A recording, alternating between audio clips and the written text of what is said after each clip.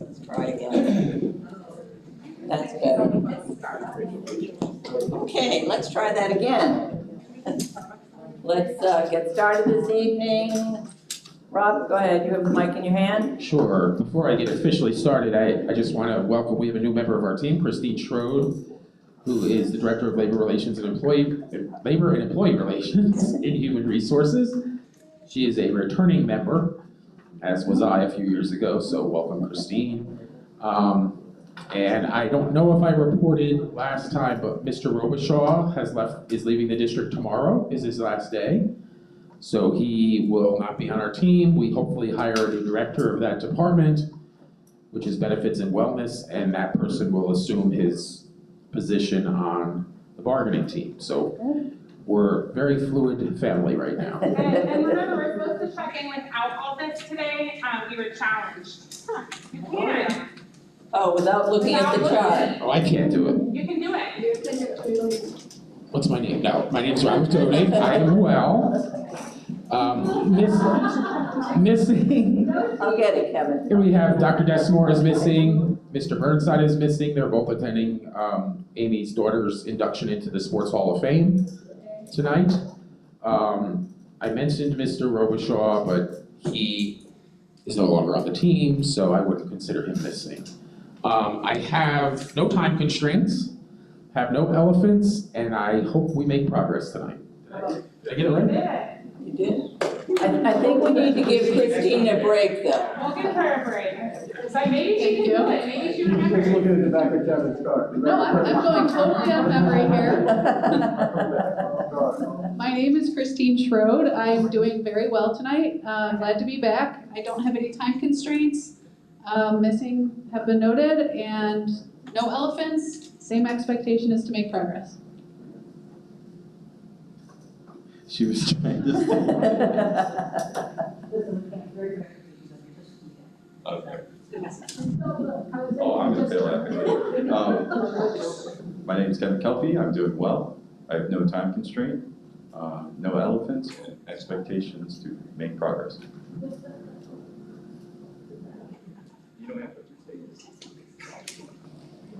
Hi, I'm Mike Gatewood. I'm doing great. I have no time constraints, missing's noted, and I have no elephants. To make progress. Good evening. My name is Helen Martin. I am doing well. I have no time constraints. Missing has been noted. I have no elephants, and my expectations would be to make progress. Of course, McIntosh, I'm doing well. I have no time constraints. Missing has been noted. No elephants and expectations to make progress. The back of your car.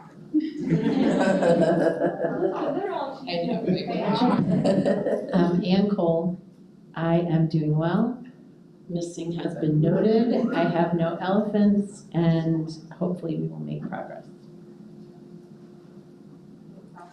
I'm Shanna Johnston. I'm doing great tonight.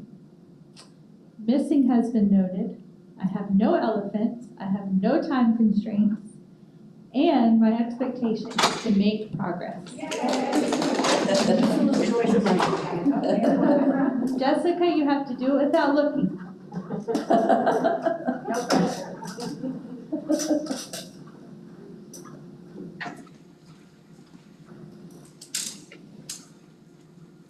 Sorry, I'm in between meetings.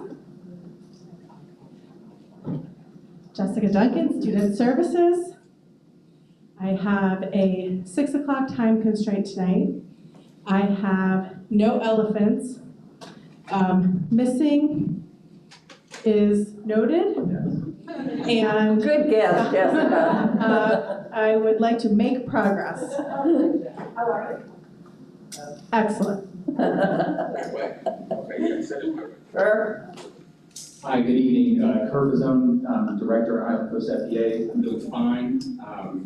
I think the only one missing on our side is Liz. Oh, and Jill is on her way. No time constraints, no elephants, make progress. Very loud and very live. My name is Kevin Daly, I'm president of the Teachers Association. Kevin, I am fine. Missing has been noted. I have no time constraints, no elements, and I would like to finalize some language. I've only been at it like 8 years. We would think everything would be somewhere. Good evening, I am Anna Witten. I am a fourth grade teacher at Clayton Park Elementary as well as a TALC secretary. I'm doing fine, but I'm also exhausted after spending the day at Steve Darling with some fourth graders. With some darlings. With some darlings. I have no time constraints. Our missing has been noted, but what about Ben? I think it's up there. They got it. Oh.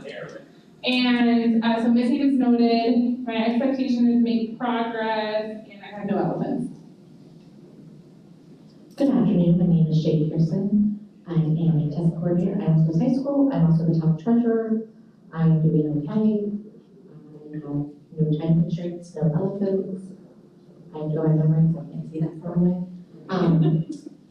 Missing's been noted, and I'd like us to finalize the resolution.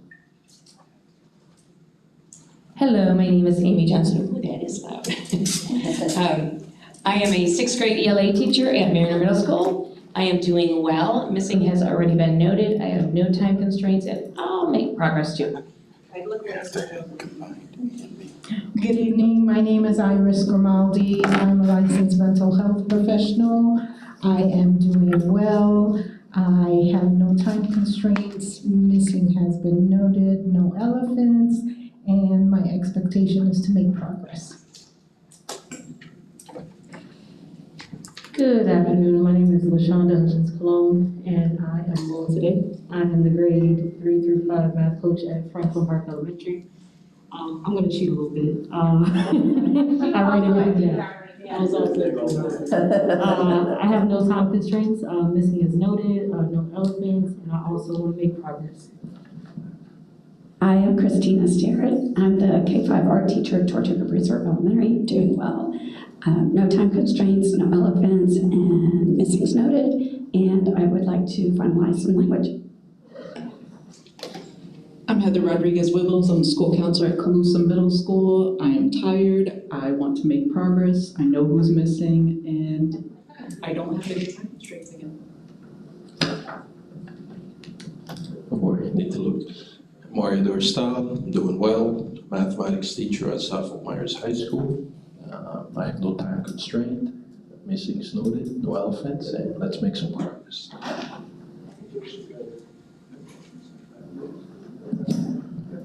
My name is Mark Mackey. I'm the assistant principal of Veterans Park and Contemporary Arts. I'm doing well.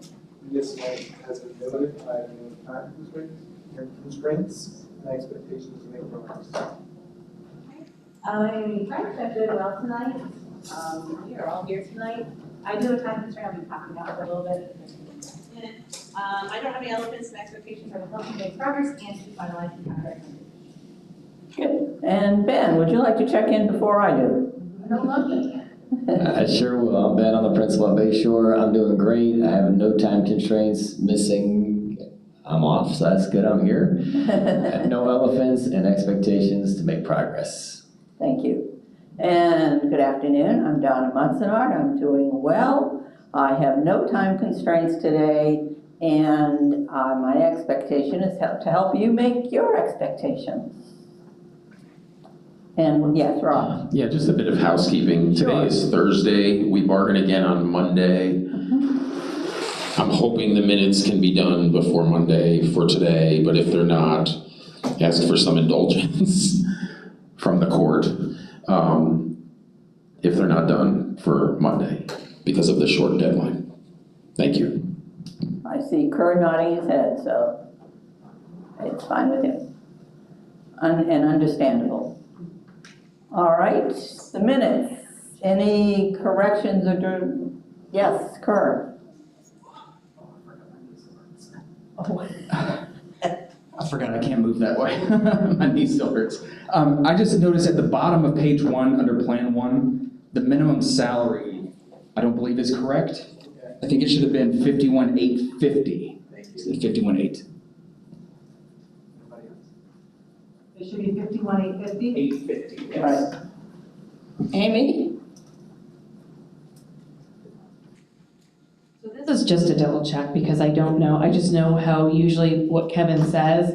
And I didn't have this part written down, but it's what I remember hearing. On page 2 of 5, under Plan 4, when we were talking about the ESE $1,000 increase, I think Kevin said it's a good start, but it just says is good. So because I'm pretty sure Kevin would never say, yeah, $1,000 is good. I'm pretty sure he'd say it's a good start. And I don't know if you guys. Yeah, unfortunately, maybe this is, we can go to the source. You just walked in. You got it? Okay. That was it. Nice job. All right. Gold star. All right, you got a gold star from the ELA teacher. Was that Plan 5, Amy? Amy, was that Plan 5 you said? Plan 4. All right, thank you. All right, can we accept the minutes with the corrections, please? You have a correction? Well, kind of. Okay. I didn't see your hand earlier, so. I know, it was, because I was thinking. So earlier today, I was looking to kind of refresh my mind about kind of where we ended the session before. Because we kind of ended on a conversation that we approved something. It was like option 5. Then we were talking about teacher shall attend events in 2 semester. Then we went on to something else with the meetings, but none of that stuff is here anywhere. Because we approved option 5, teachers shall attend 2 events per semester. And then we started talking about a different option, which I believe was option 3. We didn't approve option 5 though. You guys wanted to come back with it. You want to come back. Okay, so is that why that wasn't included? Is because we had more conversation? What was on The problem is some of it was on. it says Tal would like to come back with a tweak to option 5. That's what I wrote. Okay. I just was, because I went back to refresh my memory and I was like, wait a minute, none of this stuff was here. You said a caucus, maybe you talked about it in the caucus. The caucus report. Well, if I remember, that we wanted to come back with a tweak, but I remember because Carl, and I wish she was here, we approved the option, and then Carl even said, wait a minute, maybe what I'm talking about goes with the option that we just approved, and then, so I'm fine with it not. I just was curious because we approved it, and then we decided that we wanted to change it after we approved it. Correct. I see people shaking. That's correct. Bargaining session though. So what she's looking for is the language that we're tweaking, correct? And Yeah. because it was like number 9, It's on there. but it should be on there, so we were. From March 25th. It's in the minutes from March 25th. Yeah. Okay. All right, Jill, will you have the mic in your hand? Would you like to check in, please? Hi, I'm Jill Castellano. I am a teacher at Cypress Lake Middle, and I am the vice president of TALC. I'm doing quite well. I have no time constraints, no elephants, and my expectation is what do we have, make progress? Yeah, pretty much. That was the general consensus. Thank you, Jill. All right, I think we have everybody checked in now that's came in, and the minutes. Now, let's go back to the minutes. And can we approve the minutes with the corrections, please?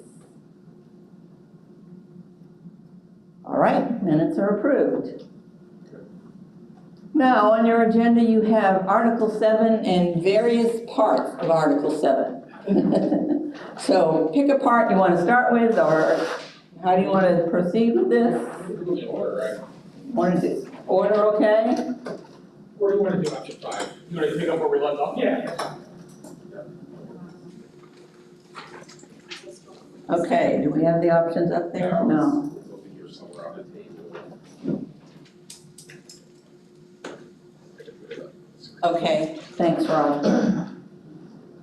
Rob's gonna put it up on the screen, so that's okay. Thank you. All right, Rob's gonna put option 5 up on the screen. It's probably easier to read that way anyway.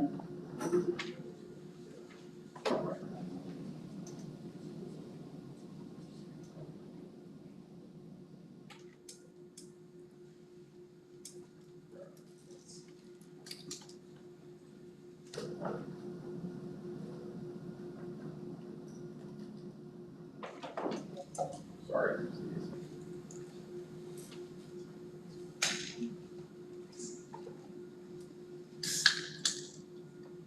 That's the way to start, right?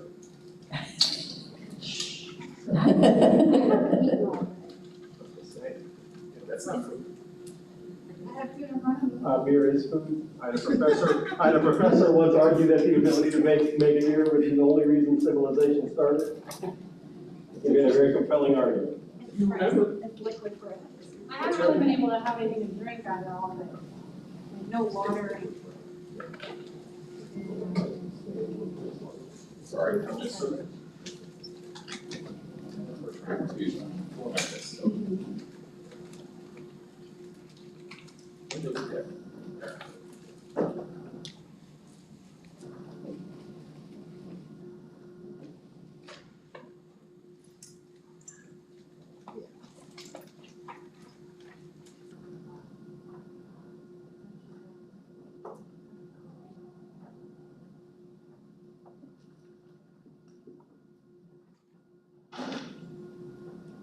Here we go. So sorry about the margin. This was the original language that Kirk proposed. I shouldn't say Kirk, Al. If it's bad, it gets better.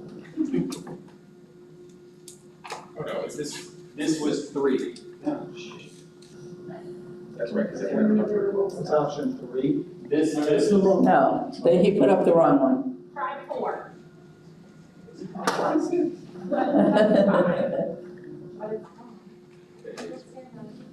The number of outside events.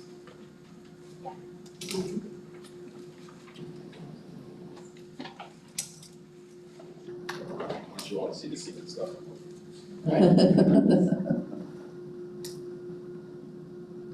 Which one is it? Teacher shall attend school-related events that way? Yes. Here's the problem. It's on 2 pages of the minutes, so. Of course. Yeah. Maybe we should have gotten that paper, Kevin.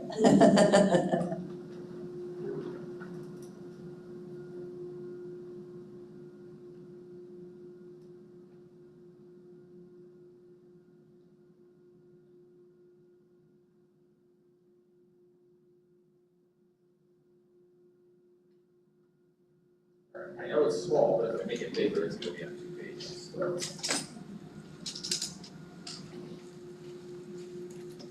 Okay, this is the correct one, right? Yes. All right, teachers shall attend school-related events, including but not limited to curriculum nights, open house, and similar activities no more than 2 times per semester, except when explicitly waived using the waiver of contract language in Article 13.05. Teachers are not required to attend outside events, nor expressly indicated in the school calendar developed by the school calendar committee provided at the start of each semester. Anna. So just to kind of, whoa, that's really loud. So just to kind of circle back to where I believe we left off at our last session was there's other events that happen that are district events that they necessarily will not have the dates of prior to the start of the semester. For example, maybe a graduation for sure. The choice open house, which would also happen at the beginning, January, December. Also, there's the kindergarten is a part of that as well. So those are more so district-related events that school sites have to implement. So I know through our discussion, even we know those events are going to happen. So if there was like a graduation TBA, like we know graduation is going to happen, we know choice open house is going to happen, so those would still be able to be added to the calendar. But just kind of a recap of where we left off. Okay. Rob? Yeah, so I think we discussed some language out loud, and I think that's where the tweaking came in. But I think I suggest the language, and you don't have to put this up there, but it says does not include district-assigned mandatory school events. Something to that effect. So, which are the events that Anna, I think, was illustrating. Okay. Jill? So there's some conflicts there because some school, the majority of high schools, I will say, require all their teachers to be at graduation, but there are some that may not be, that may not require everyone. Choice open house may not be required for every single teacher. And then that could also make it so that the school could have require you to do 2 events plus graduation. And choices. So we're trying to make it so that we still kind of stay within the numbers that are there. And so that's just a conflict there. And I think the other concern that Carl brought up was that the school's calendar committee does not have the ability to plan high school graduation or the open house that takes place in August. And then Carl shared, which I wasn't necessarily aware of, that schools have been, their ability to schedule their choice open houses is now limited. The calendar committee cannot just pick a date and report to the district in enough time for it to be advertised. They have to send multiple dates, and the district may communicate back the date that they can have. And so there's a few things that the district is now scheduling, and I think what Carl's concern was, and what I understood was that the language says school calendar committee, and so we don't want to open it up to grievances or issues because a teacher said, wait a second, the calendar committee didn't plan the high school graduation date, I don't have to go now. So that was I think the concern that, and I know Carl's not here, but I believe that was the concern that he had, that was going to be an unintended consequence, that because it was the school calendar committee's not making the choice of that date, that it would now prevent a teacher from having to be at some of these events where we need all of our teachers there. Yes, Rob. So that's why I just read that sentence. But now you're saying you don't want those to be in excess of the 2 meetings. That's the first I've heard that. So I think we have to talk about that. Okay. Shay? Yeah.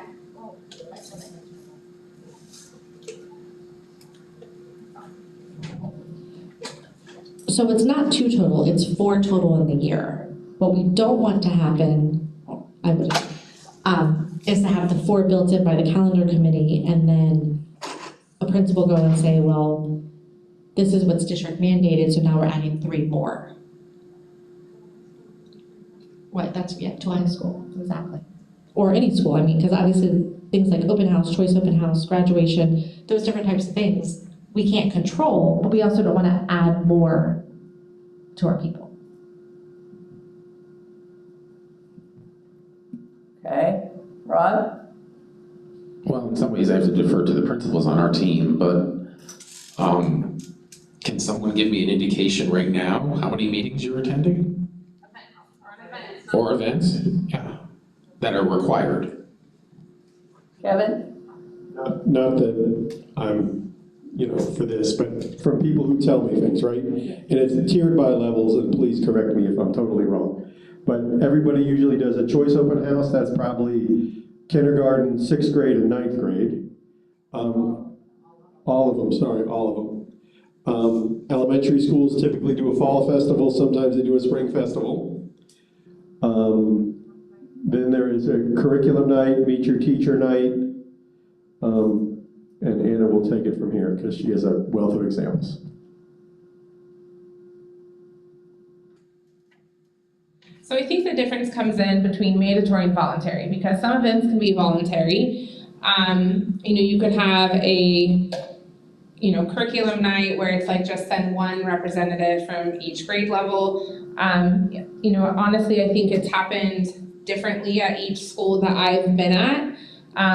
Typically, and I can just speak at schools I've been at, we pretty much followed the 2 per semester would be mandatory in the elementary world.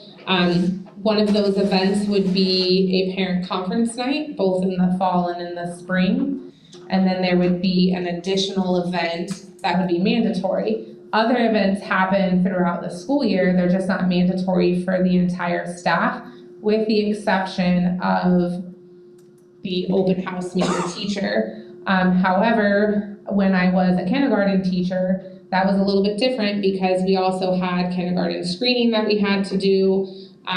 We had kindergarten roundup, or like the choice night, like come see what kindergarten at this school is like.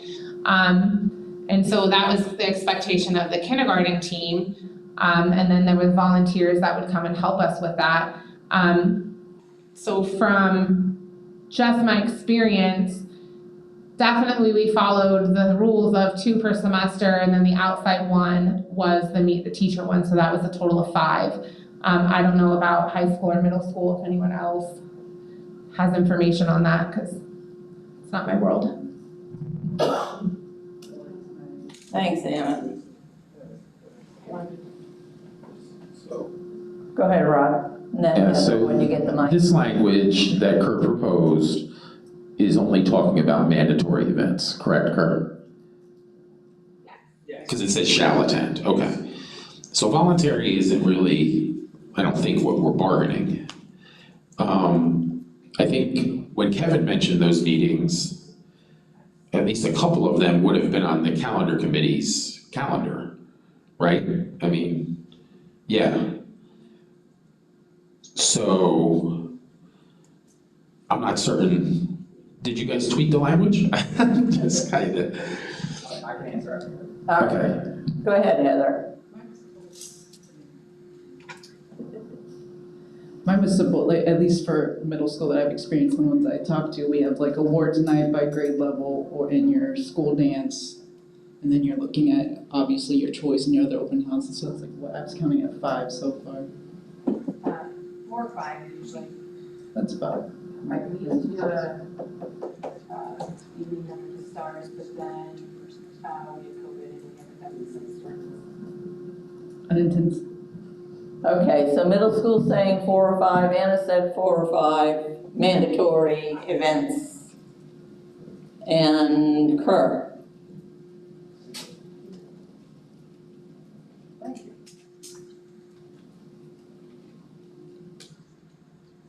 My fix was a little out there.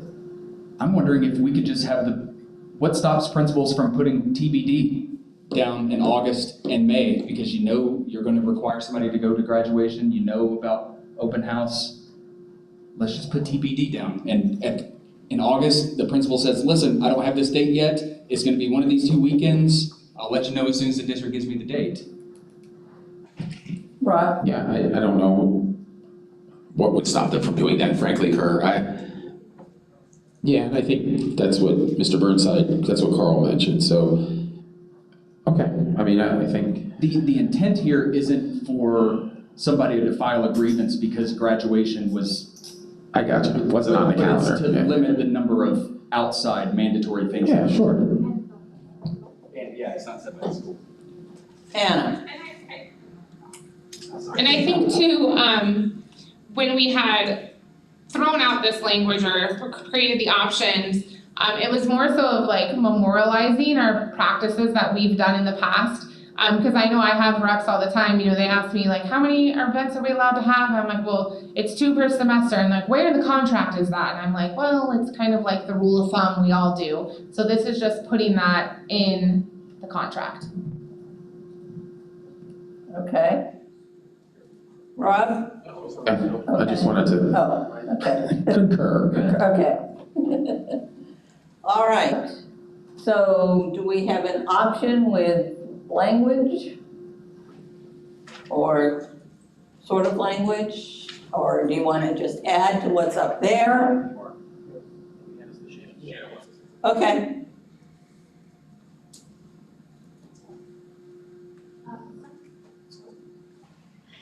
Something to consider too, in some of our elementary schools that have a really active PTOs and PTAs that really strongly, I don't want to say push events, but they do. We just have to make sure that it's clear that they wouldn't be able to mandate that teachers have to be there. It would be voluntary.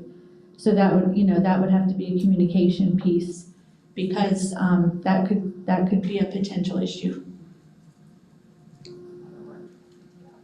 What is that? I understand.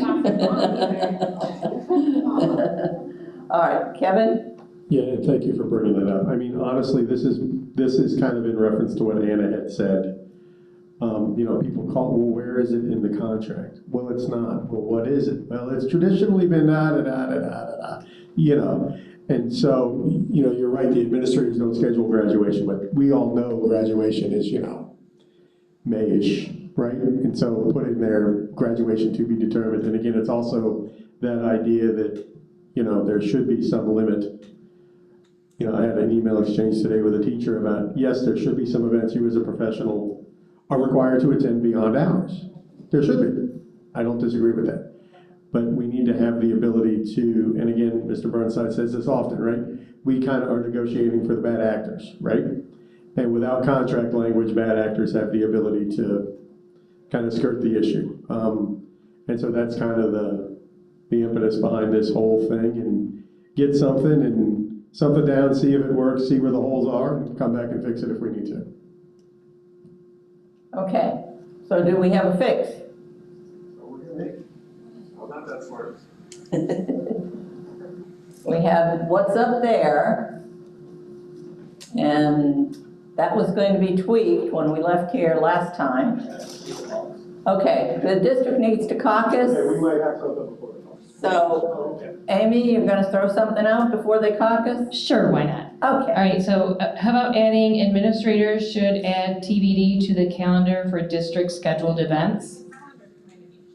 Or, right, calendar committee should add TBD to the calendar for district scheduled events? Just add that to option 5?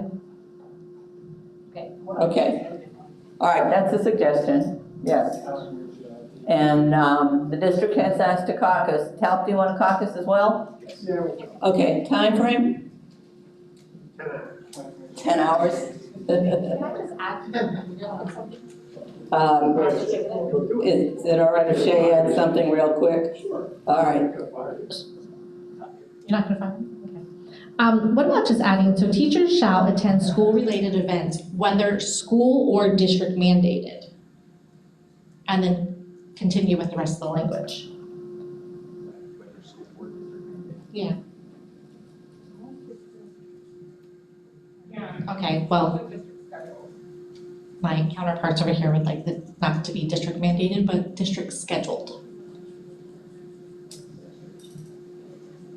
All right, that's something else that they can talk about in caucus, or everybody can talk about in caucus, so 10, 15? Yeah. Okay. Okay, 10, 15.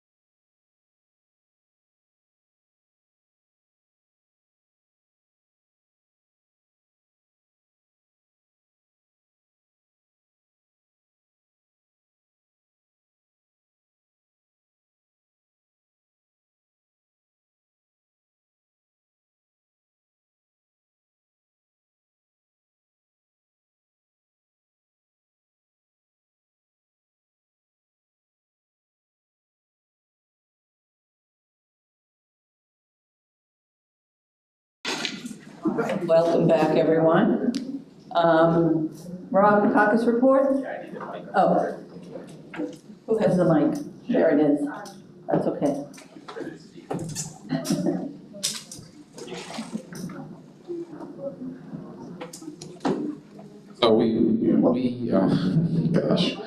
So we bandied about some ideas and came up with what I would consider an option.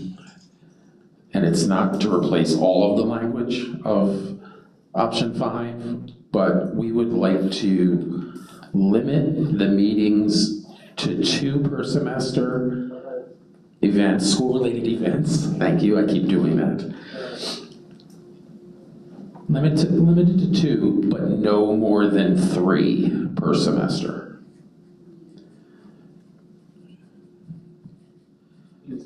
Sure, so the goal, the aspiration is only 2, but if there happens to be 3, that's not a contract violation.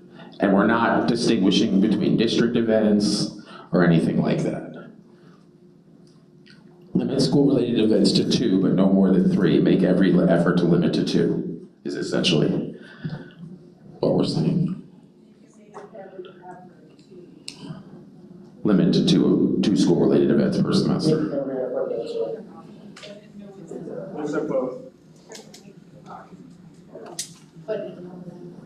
Right, but in no event, no more than 3. Okay. And TALC, caucus report? We have a little tweak that I guess we can consider an option as well. We just removed some stuff from the option. You ready? Teachers shall attend school or district scheduled events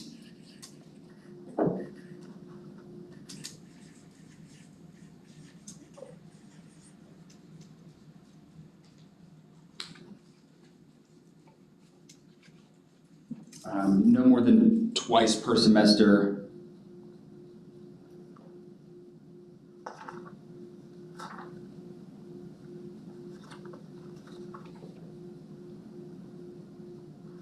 except where explicitly waived.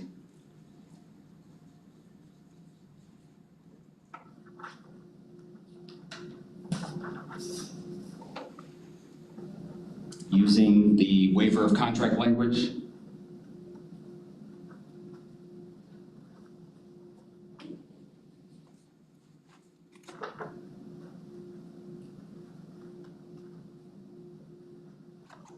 In Article 13.05.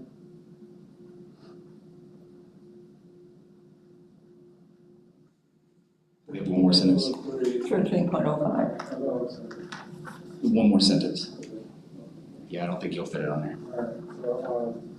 Just, oh, you can't fit it, just flip it over.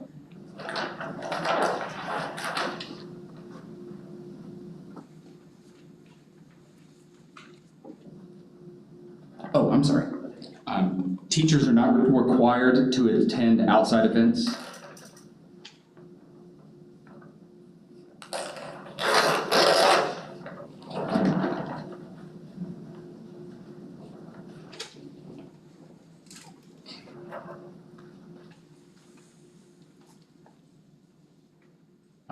Not expressly stated on the school calendar.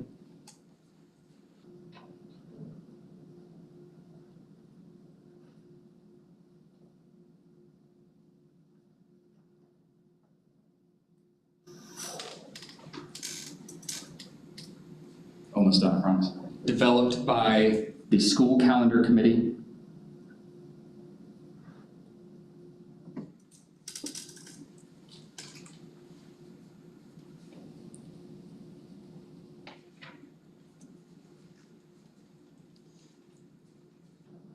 Pursuant to Article 13.04, parentheses 2. Parentheses 2.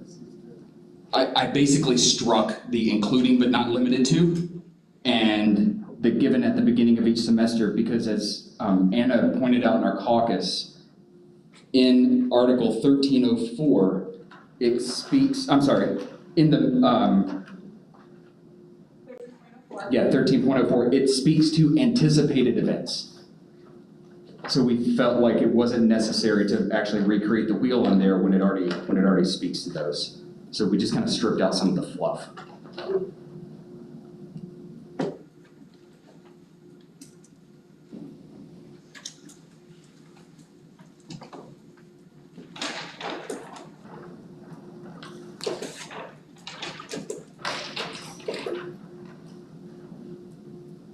Okay. All right. So we have kind of option 5 rewritten. Probably should be numbered option. Yeah, that's what I was wondering, like, 6. Make theirs 6. This should be, make this 6. Yep. 7. 6 and 7. That's 8. That's the district. That's the district. Oh, This was the Okay. Caucus before, this is maybe 8. okay. Stop 6 and 7. Yeah, Caucus. Well, we had that one earlier, that the calendar committee should put down TBD. I think that was addition of, what we had up there. I just threw that out. I didn't I include think it. it It's okay. was in addition to what we already did. Yeah, put 8 down there.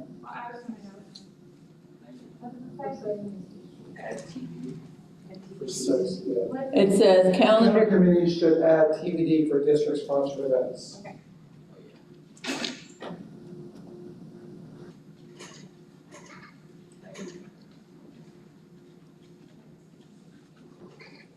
okay.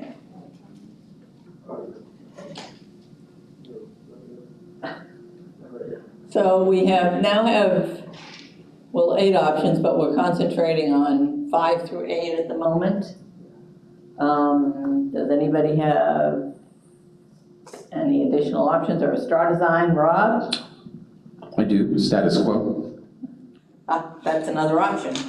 which is, Number 9. I just want to give you the right provision in the contract. 7.01 to C1 on page 34. 2 in parentheses. Then C.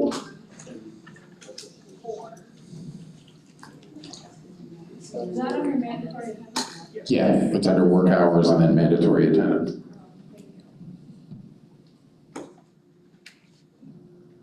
Okay, that's another option. We have 9 options at the moment. Now, do I have an option anybody would like to test, or a straw design of the combination of any of the options we have up there, 5 through 9? Rob? I know this gets back to the dress code conversation, but we were able to resolve that. So I'm not sure, what issue are we trying to resolve? What is the interest? Number of outside events and it not being specified somewhere. So I think we could live with some of the language in here if we can put a maximum on the number of outside events, which our past practice has been 2 per semester.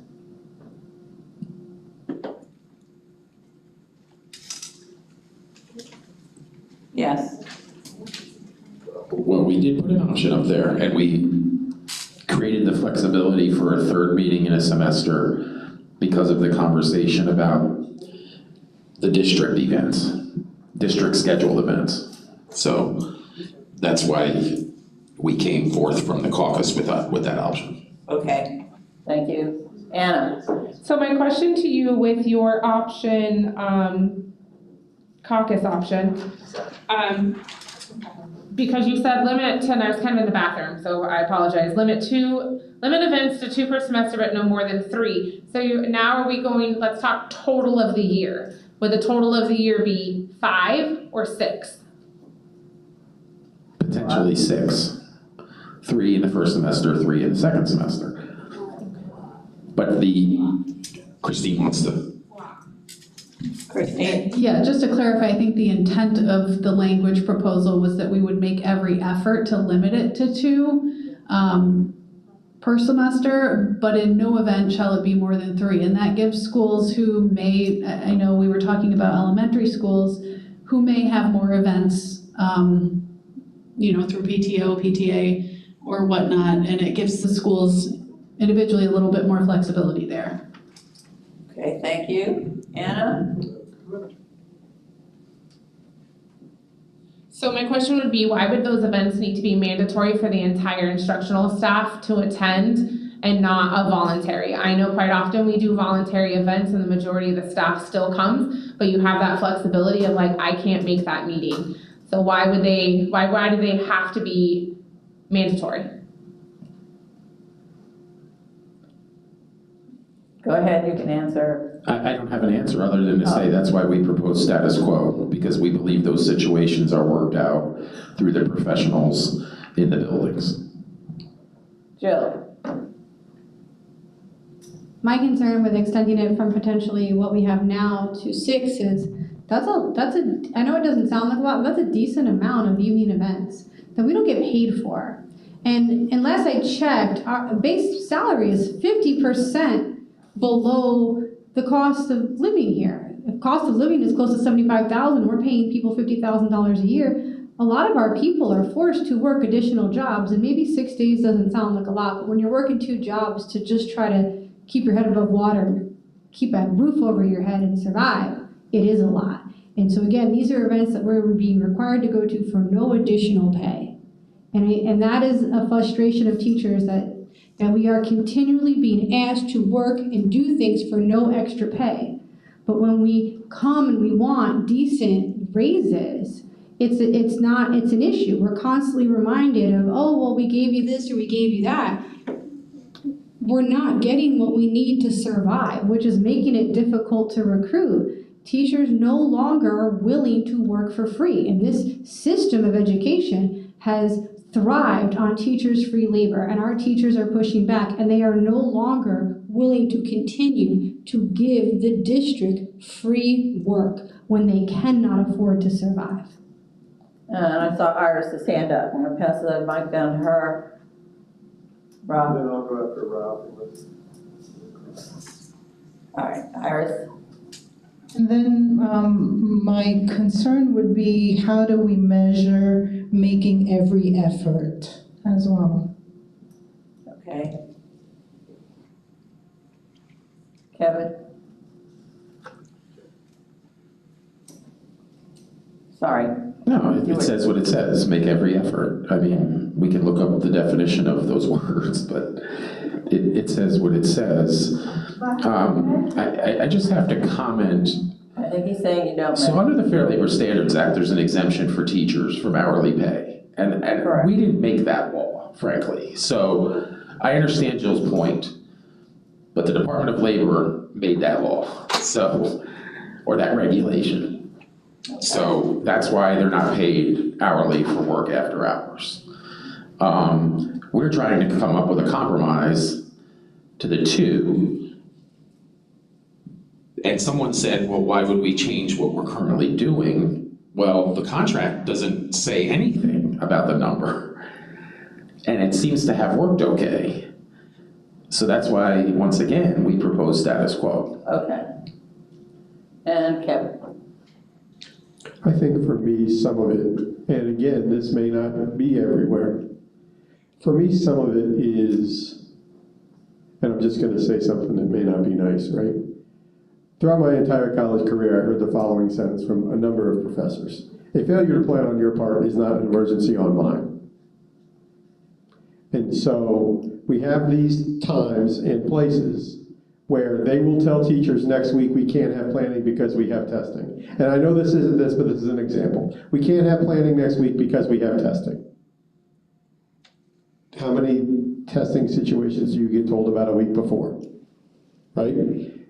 We really need to think about the idea that we need, without a restriction, there is no impetus to prioritize and choose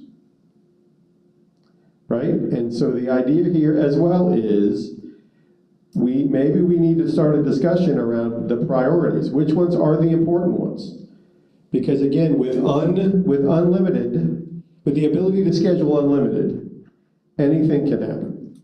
And again, this doesn't happen everywhere, and it may get kind of worked out, but without contract language, there's nothing to hold people to account. And so again, for me, it's about the idea that if you have 2 or if you have 3, you may need to prioritize, and maybe something doesn't happen that's happened in the past, and maybe you get the opportunity to do something else if you have been a good kind of adherent to the unwritten rule of 2 a semester. So I think for me, that's where, I mean, we've had discussions before kind of offline around the idea of if you're having a fall festival, how many people does it take to pull it off? If you've got 50 staff members and you have a fall festival, does it take all 50?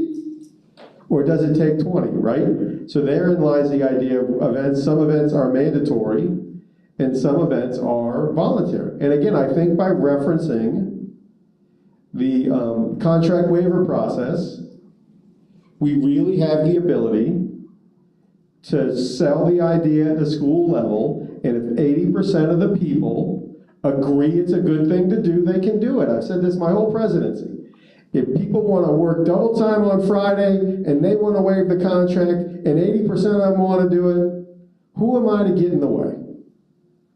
I like the decisions locally and flexible and with the ability to make decisions. But the contract waiver process also puts the power where it should be, which is among the administrator and the employee. And so I think we need to come to some arrangement on the number of events, and I'm glad we're kind of getting around the idea that we're not going to differentiate between district and school, and we're going to, you know, the TBD is not necessarily a big deal, and so we're moving in the right direction. But I think for many places, this will force a prioritization, because right now if the school calendar committee doesn't meet and they produce a calendar and they say you have to attend, there's no mechanism for the employee to go, it wasn't on the school calendar, I don't have to go. Again, a failure to plan on your part does not constitute an emergency on mine. I think realistically, going into the school year, people should have a good idea of when they're doing fall festival, when they're doing spring fling, when they're doing this, when they're doing that. And then there are the things the district tells you when you have to do. So that's kind of my more than 2 cents, and I'm going to shut up. All right, Rob? Yes, so we have another option. Okay. So similar to our previous option, but numbers have changed a little bit. So we'll make every effort for to limit school events to 2 per semester. And in no case will there be no more than 5 for the entire school year. And if in the event there's a desire to exceed 5, we use the waiver process. Okay. Give Mark a minute to get that down. Yes. And if I just continue quickly, we have the same interest in flexibility. I think that's probably not up there because we didn't think of it at the time, but there is an interest in flexibility similar to what TALC has. Okay.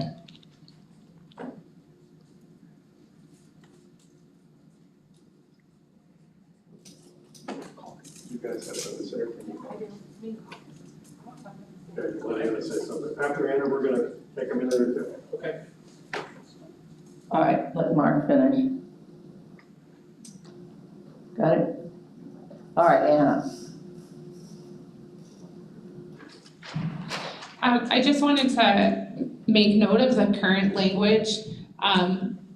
It doesn't, the language, the options that we're proposing and talking, so I guess it would be kind of like what we're trying to fix, like, and trying to memorialize our practice. The option here doesn't give anything about a timeline. So it simply just states, they'll just do it in writing. So there's nothing that's limiting administration from right now saying, oh, mandatory event, mandatory attendance next week, all staff 5 to 7.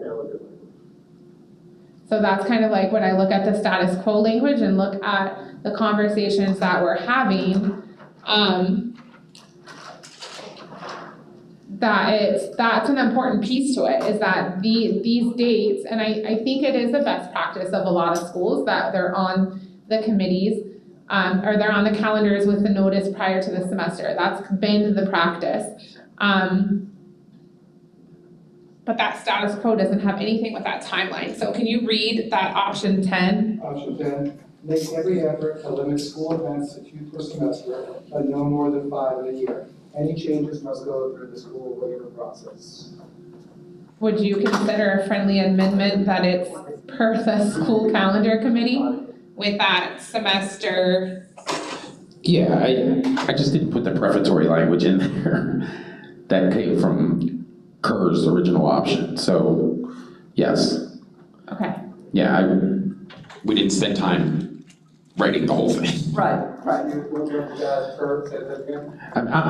And Donna brought it up before the meeting. I'm from the world where we used to put the concept and then get together and the committees would write the language, so. That's sorry. I just want to make sure, because one of the options was status quo. So when I look at that status quo language, that to me, that doesn't prevent anyone from saying, that's an important piece to it, is the notice before the semester and not this random, everyone must stay.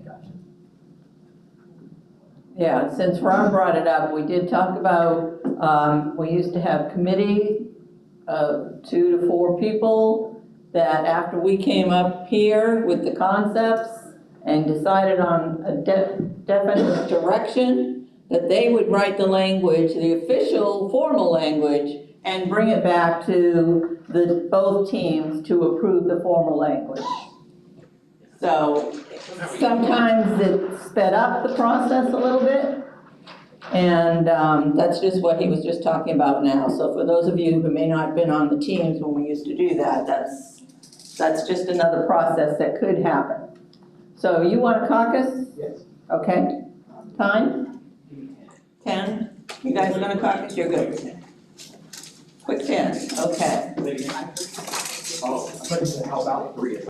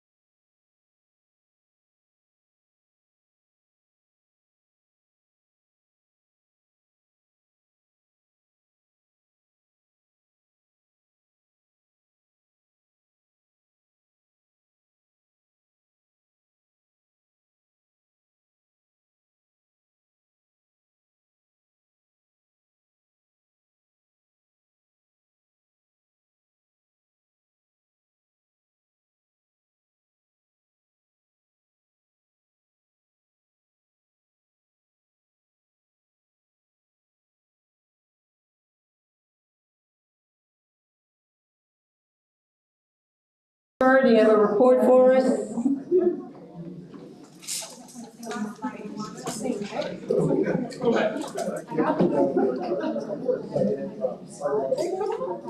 Yep, go ahead. So our caucus report is, we discussed option number, 85, option number 10.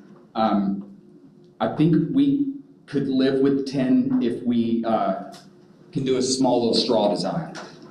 I guess our option 11 would be to lift the references to articles 13.05 and 13.04 as we did in option 8.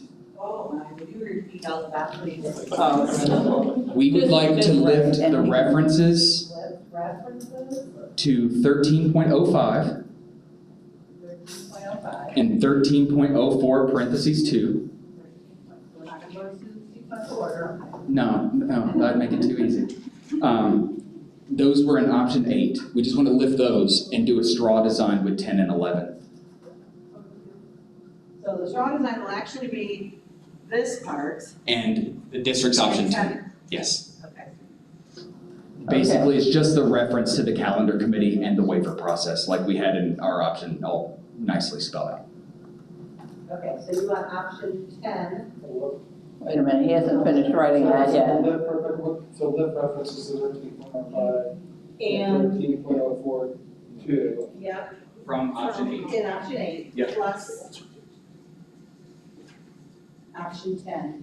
And that's your straw design. All right, so put down, when you finish, write straw design underneath that. Plus option 10, I'm sorry. No, 10. you don't need to write that for that. Just forget that. Okay. And then underneath this, write straw design. And your straw design is 10 and 11, correct, Kerr? I'm sorry? Your straw design is 10 and 11? Yes. There we go. Yep. Okay. Anybody else have another straw design or? All right, do we need to read option 10 again?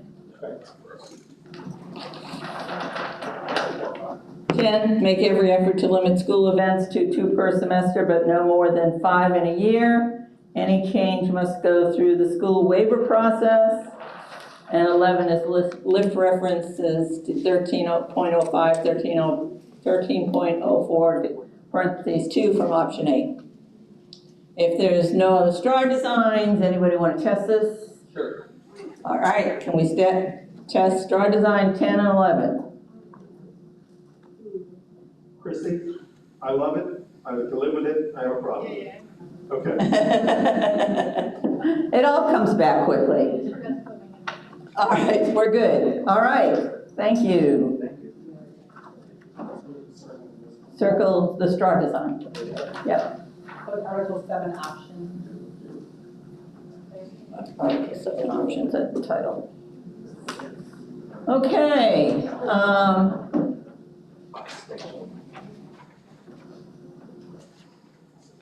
We have length of meetings, length of PLC, outside events, LVS, oh, that's, we just did outside events, that was option 5.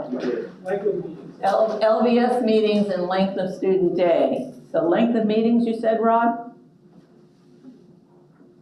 Yes. TALC had faculty meetings and the length of them. And then there are PLCs that are part of their options that also include a 30-minute per week restriction in their option. So do we want to talk about faculty meetings first? Okay. Okay.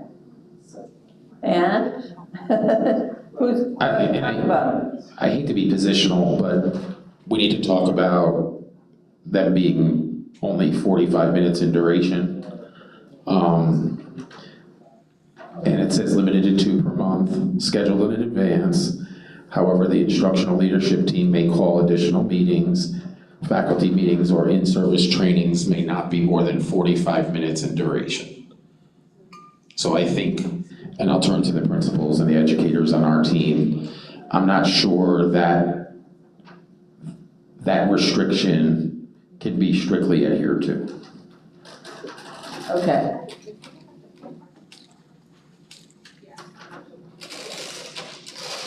Anybody comment? Further discussion? Kevin, kind of? So I think, and again, this may be my team kill me if I'm wrong here, but I think the restriction, and maybe it wasn't laid out there, I think the restriction deals with the time after contract. I know oftentimes faculty meetings can be before school when the kids get there, which of course there's a natural stop because the children will be getting off the bus, right? I think, again, the idea behind this was, the kids leave at 1:20, I start my faculty meeting at 1:30, and then there's no after contract time, in time, that I could possibly be held to, right? I mean, ideally, you've got me from till 1:50 or 2 o'clock or whatever, and so I think for me, the time limit runs after the contract runs out. That's when the clock starts ticking. And so again, I know a lot of middle schools may do it in the morning, or even some elementary schools. At Royal Palm, we did it from 7:10 to 7:30. The kids were getting off the bus at 7:35, and we rarely, if ever, had anything in the afternoon. We kind of, chased the bus fumes, for lack of a better term, when we left at the end of the day, because our meetings were in the morning. But I think for me, it's the idea that for people who have it in the afternoon, there's no maximum time beyond the contract time where these meetings can happen. And so that's, I think, where we're at. Kevin, can I just make sure that I capture this right, because we were trying to figure out our page numbering here. So the restriction of length of meetings intention applies to after contract hours? Okay. Right. So the current language, for those that are interested, is on page 33. And it's 7.011E, mandatory meetings, and it does already say the scheduling of administratively mandated meetings and other similar functions shall be limited to 2 per month.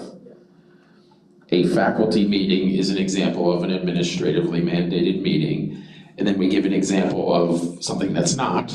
Okay. It's funny because I'm looking at Donna because we bargained this language. And an IEP was a meeting that was an example of something that was not. So, and then it goes on to say in the last sentence that TALC labor management will discuss situations where meeting is a concern, number of meetings is a concern. And I know we've done that. I know you have brought schools to us that seem to be meeting more than 2 a month, like once a week. So, and we've tried to resolve those. So I guess I'll ask the question again, what are we trying to resolve? Kevin. The maximum total number of minutes after the contract that people can be required to stay for those 2 mandatory meetings a month.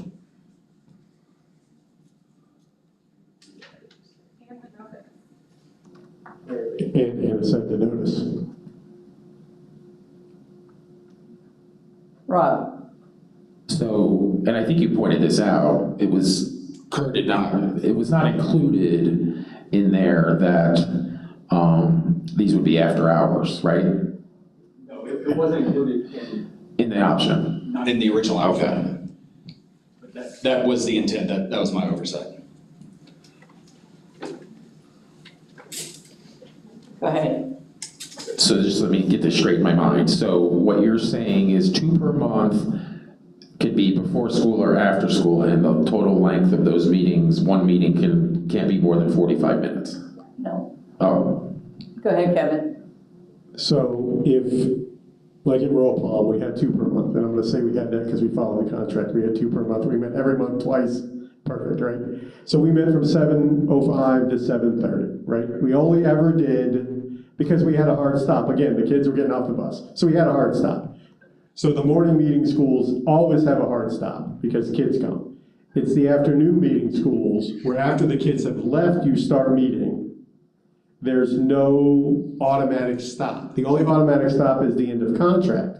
And so if we want to say no mandatory meetings can extend beyond the contract time, I'm happy with that too. But I think if you think you can't keep it to 45 minutes, you definitely won't be able to keep it to that. So I also understand, again, as a professional, there may be a couple of times a month that there's important meeting information that needs to be shared, and maybe it goes a little beyond contract time. And, you know, we should be able to acknowledge that as well. And so again, I think Ben may want to say something. Yeah.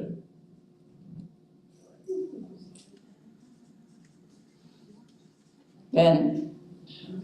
And maybe it's something I just can't. So is the intent that it's a total of 45 minutes that could be utilized after the contract time between both meetings?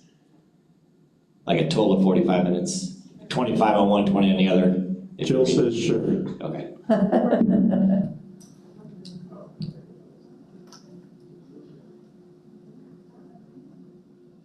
Rob?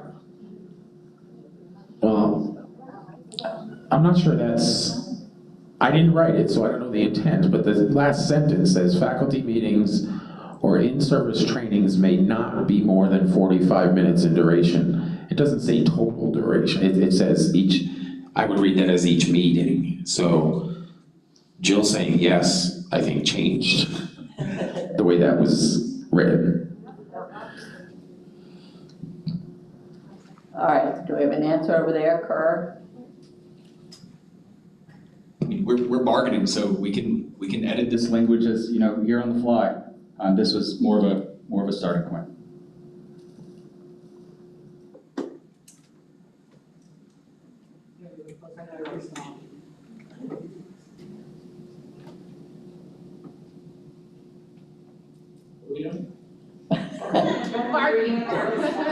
We're doing a lot of sidebars all around the room tonight. Kerr just said we can do this on the fly. That was just kind of a starting point, not? Okay, I got you. So if anybody has an option or something for that, yes, Kevin. I mean, again, I think the idea for me is in places where they have meetings, those 2-a-month meetings in the afternoons that extend beyond contract, there's a hard stop. Again, you know, there's a hard stop. And so that's essentially what we're looking for here, is the ability, again, for some administrators to not necessarily kind of, like I do a lot of times, talk too much and not say very much. Is it getting clearer? Rob? Yeah, we need a caucus. Okay. Time frame? 15? 15 too, okay. Is this 40?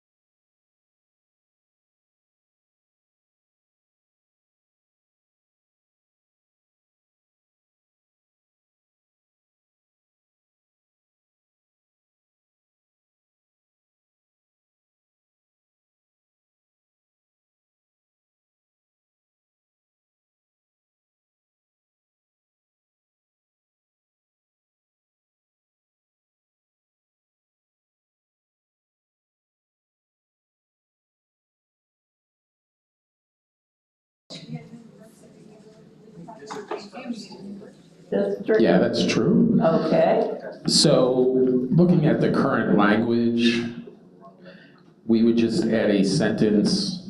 This is an option, I'm sorry. This is what we talked about. So, after it says the scheduling of administratively mandated meetings and other similar functions shall be limited to 2 per month.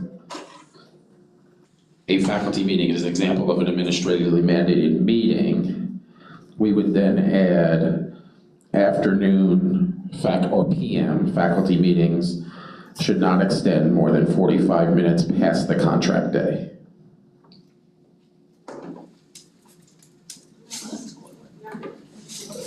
okay, thank you, Rob. Just give Mark a chance to get that, Mark and Amy.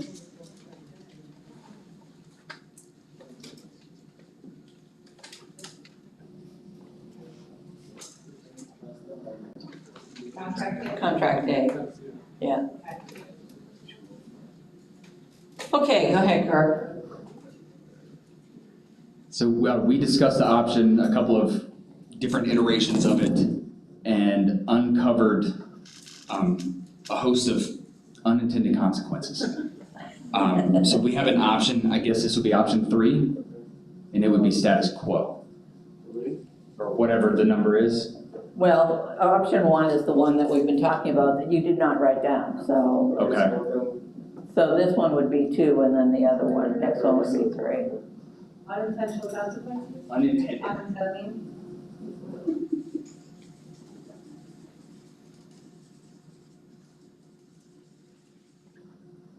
So 3 would just be status quo. Thank you, Rob. We would like to test 3. That was quick. All right, we have a request to test 3. May I see thumbs? 3 it is. That was a record. Thank you. Kevin? And even though it's not really written, if we find of abuse, we'll bring it up in labor management. And we'll go out together and beat up the administration. Should I capture that language? You want that in the minutes? My reputation can only go up if I try to do other things. It's like in discipline. All right, next for Article 7. Rob? I think it's PLCs, which is Article 7 on page 33, 7.011D.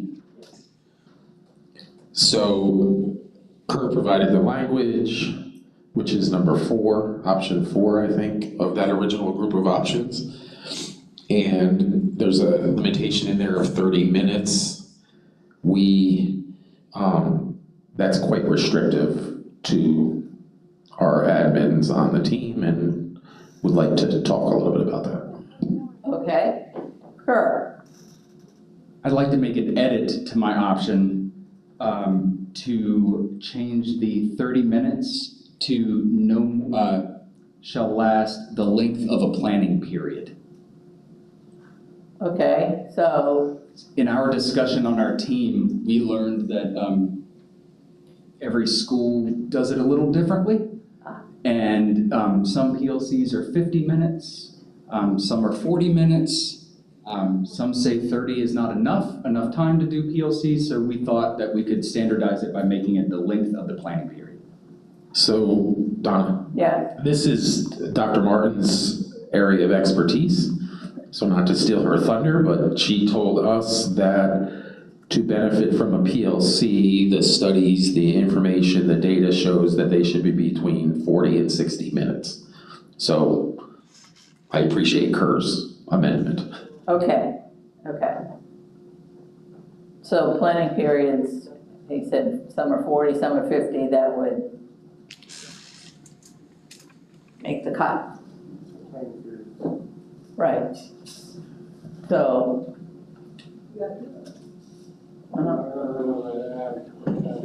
Oh, okay, gotcha. No, it's not. It's not.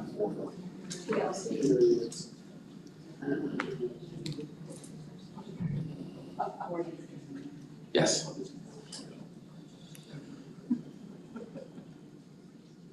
Okay, Rob? So, Kurt, with your option, I'm assuming you would want to put it, I'm looking at the contract, somewhere on line 14? Yes. After each week? Okay. Okay, what does it say exactly now? No, we don't have the option. So of- what did you amend the We've done time to? before. Oh, the planning period, okay, yeah. Right. He just was amending a previous option that was up before tonight. It was option 4 a few days ago. It was up. So PLC meetings should last no more than the length of a planning period, correct? Okay.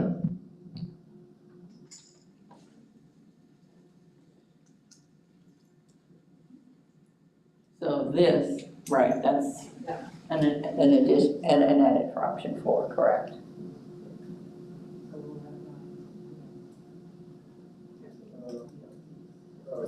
Okay, there we go. All right, anything else? Okay, time frame? 5 minutes.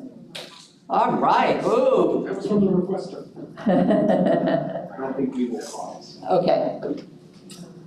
All right, Ann, I'm putting you in charge then.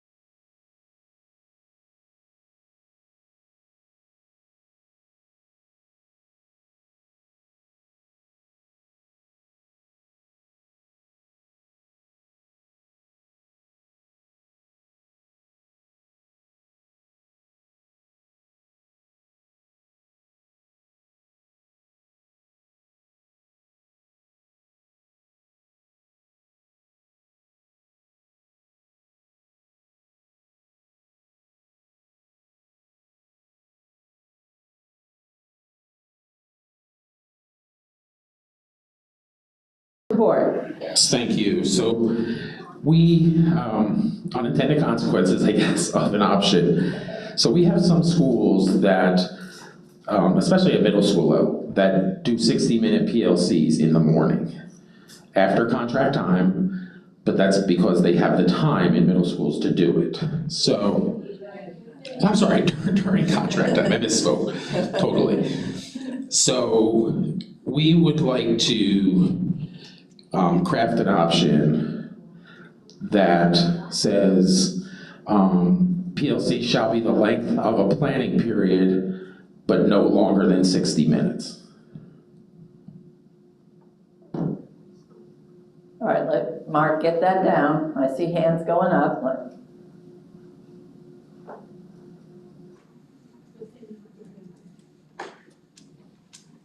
During the contract day. Basically, we're talking about mornings.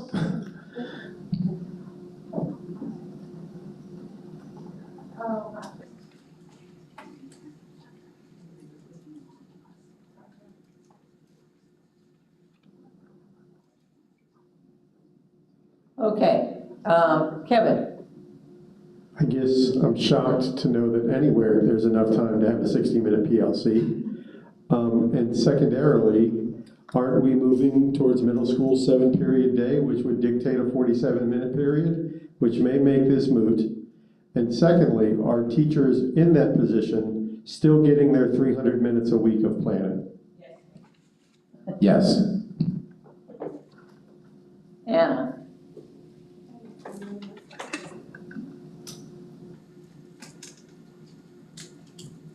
So my question is, for those schools and teachers that are doing a 60-minute planning PLC before school time, is that the directive of the school, or is that the choice of the teachers? And I ask that because there was a time when I was on kindergarten where we decided as a team, it was our decision to meet after school on whatever day of the week we chose, simply because we would get so involved into conversations that we found when we were meeting during our planning time, that conversation had a hard stop.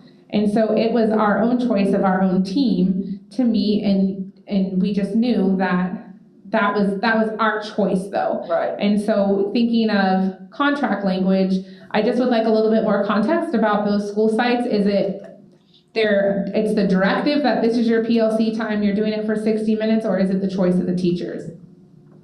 All right. We're following the contract. If you read the language, it talks about collaboration between the teachers and the school for PLCs. That's what it means.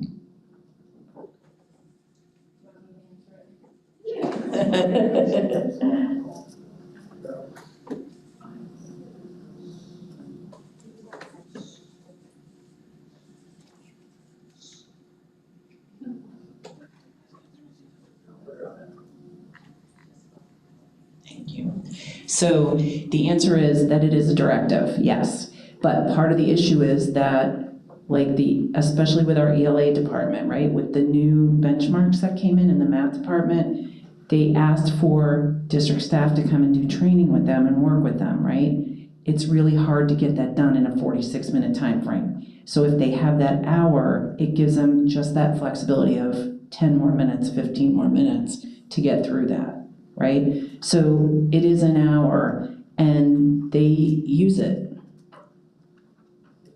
And we have that luxury at middle school, and the reason we have it is because even with that on Wednesday and take that out of the equation, they still have 350 minutes of planning every week. I know I shouldn't have said that out loud. Yeah. 450? Yes. Yes, ma'am. Middle school's always been special. We are. Yes, correct.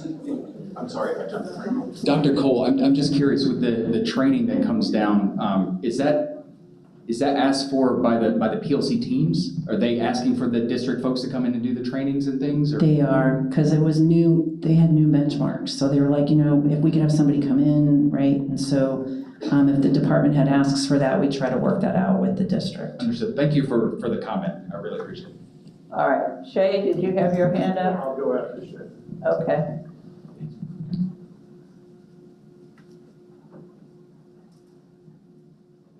I think one of the dilemmas we may run into, though, is that where it does work at a middle school, how do we work that at a high school with 47-minute planning periods? We only have 10 minutes in the morning before kids walk in, and then we only have about 15 minutes in the afternoon before kids leave. So if we're going to 60 minutes, where are we building that 60 minutes in when we're barely getting our 330 minutes of planning? I don't think anybody said 60 Oh, that's minutes. not what the option isn't mandating 60 minutes. It's a planning period.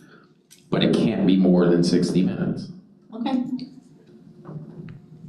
All right, Kevin?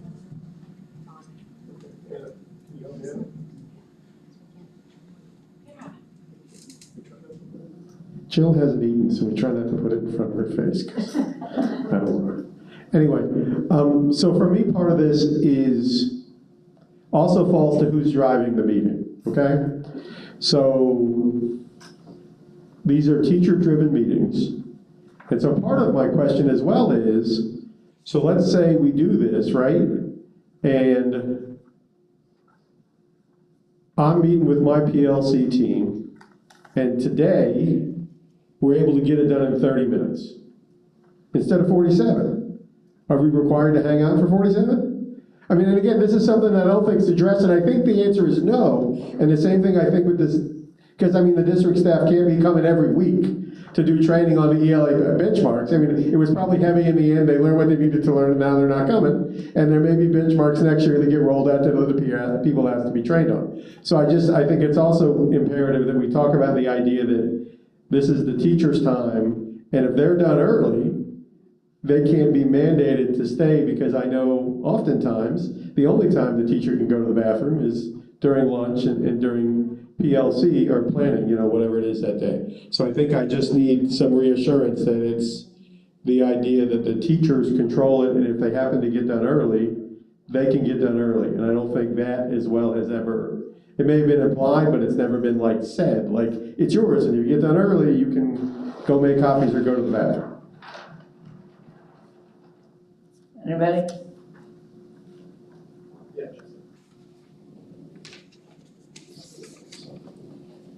Yeah. Jessica? Is there a way to, because I think putting planning period in that sort of restricted it, and just put a length of the PLC should be somewhere between 40 to 60 minutes during the contract day, or maybe consecutive, or something where it's, schools have their own decision. If it's in the morning, if it's in the planning, if it's, as long as it's during the contract day, and anywhere between some time period. I'm sorry.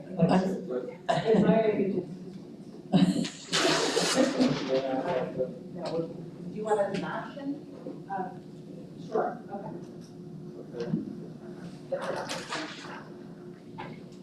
Oh, I may need to give it back to you to repeat. No, I just wanted to clarify, it's Jessica's option, but the current language says once per week, so, yeah. Oh, to add that in there as well.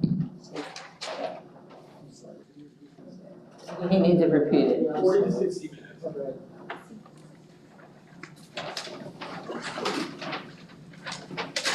During contract hours.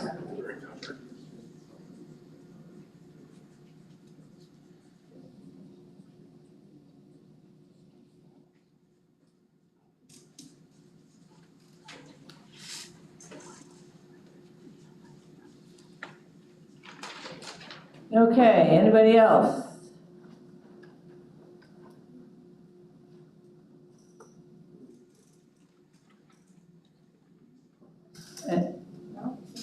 Anybody have another option? Go ahead, Anna.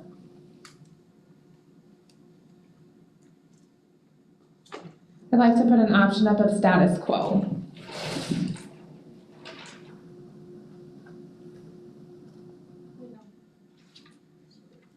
Rob? No, I'm good. Okay. I'm status quo. Okay. All right. Anybody have any other options for this? Rob? Well, I mean, I would test, what's the last one? What was Anna's number? 7. Yeah. Well, 4 was the edit, and then we went on from there. I have some discussion about a caucus over here. 5? Hard 5. All right, I'm gonna send Dan after you if you don't do 5. Were you gonna say? Dr. Cole? I can.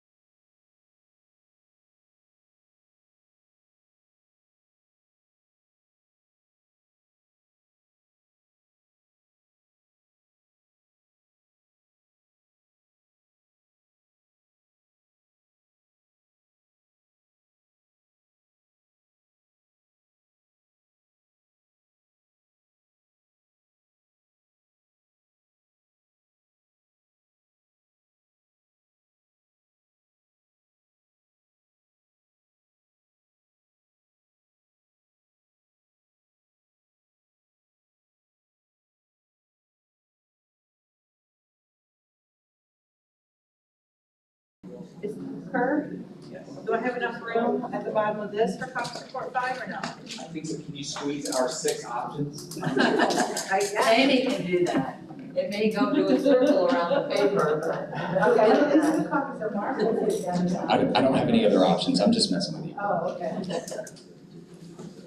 All right. Ed Kerr. So we discussed however many of these options there are, and what we learned is it's all over the place. It's all over the place. I'm hearing everything. PLCs and planning. I'm hearing 450 minutes. I'm hearing 300 minutes. I'm hearing 200 minutes. I'm hearing my extra 30 minutes is being taken from me and is not planning. I think with these unknowns and middle school schedules changing next year, I think we would like to test the status quo option for right now. All right. Anything?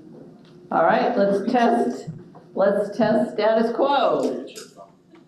I need to see thumbs, please. All right, status quo it is. Just do a big orange circle. Okay, it is now 6:53. And what else do we have left on Article 7? Length of student day? See you Monday? I think there is something we can put to bed in 7 minutes. Okay, what? The extra contact time? The length of student day? Yes. In 7 minutes? Yes. Okay. My story takes much longer than 7 minutes, so I'm not going to do that in 7 minutes. Kevin? I will tell my story then, and I will tell my story in public, the same as I have told this in private, and the same story I told when they did it to high school. Length of student If day. you believe you can do this under the current constraints of the collective bargaining agreement, it is within your power to do. I believe it will cause a downturn in morale, a downturn in overall performance, and a downturn in employee satisfaction. I will not, I didn't know length of student day was bargainable, but I will not agree.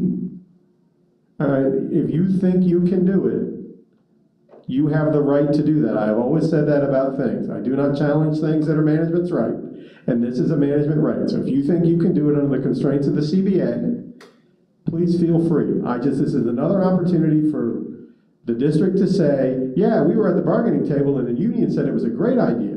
The union does not think it's a great idea. The union thinks it will have a negative overall impact on employees. And so, you know, we can tell the story next time, but my answer next time is the same as my answer was last week, last month, 2 years ago, which is if you think you have the ability, then you have the right to do it, and as the employer, you can do that. Okay. All right, with that, are we gonna see you again on Monday? Yes, why wouldn't we? Well, just checking if you want to say more. Hang on, well. See, I knew. Okay, so we have essentially coverage, right? Coverage and compensation. Right, we have 2 sessions left. I'm predicting at least a session and a half on coverage. And that leaves a half a session on compensation. So as much as my team is going to kill me, I believe we still have the opportunity to make the deadline if we maybe add another date. Let's see there. I know, but again, we have made, yes, it's on the calendar under TBA, it's mandatory, or TBD, it's mandatory. So, I don't know if we have to do it tonight, but I think we need to entertain the idea of one more session to handle compensation. And if we blow through coverage in one meeting, we have one left for compensation. Okay, Rob? So just one thing that I think was undone from tonight was something regarding LVS. Okay. 10 minutes on Monday. Okay, and then on Monday, if we could pick that date. Sure. So I can look at everybody can kind of look at their calendars and without rushing into a date right now. Okay, So- that's fine. We'll remember that for Monday. And with that, Have a blessed day. we will see you Monday. Enjoy your weekend. What?